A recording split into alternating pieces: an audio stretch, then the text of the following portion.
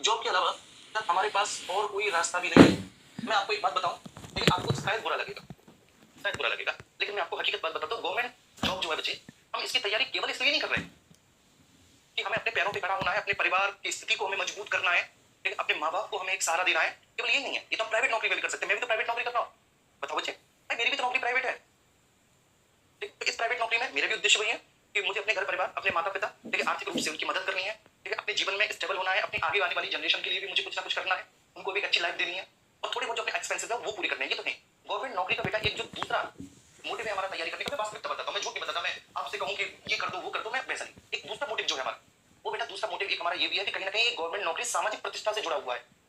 ये सबसे बड़ी बात है कि जब तक गवर्नमेंट नौकरी नहीं मिल जाती समाज में, रिश्तेदारी में, घर परिवार में, हमारी प्रतिष्ठा ही नहीं बन पाती। गवर्नमेंट नौकरी लग जाने के बाद जो हमारी प्रतिष्ठा बनती है, अब दरोगा बन जाने के बाद जो बेटा आपकी सामाजिक प्रतिष्ठा होगी, वो किसी कंपनी में अगर आप सीनियर मैनेजर के पद पे हैं फिर भी नहीं होगी। वो दरोगा की बड़ी सामाजिक हैसियत होती है, बड़ी सामाजिक प्रतिष्ठा होती है।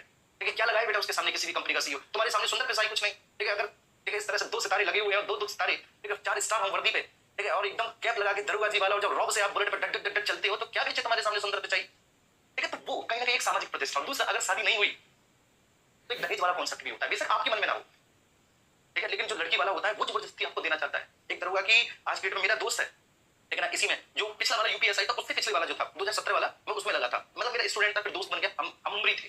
बेसिकली 40 लाख में उसकी शादी हुई है। अब मेरी तो आंखें फटी की फटी रह गई। मतलब मैंने कहा कि कौन कहता है भारत में गरीबी है, बिल्कुल नहीं है। अच्छा लड़का तो लाओ, सरकारी नौकरी वाला दरोगा, फिर देखो ठीक है 40 40 50 50 लाख के रिश्ते आने लगते हैं। 17 17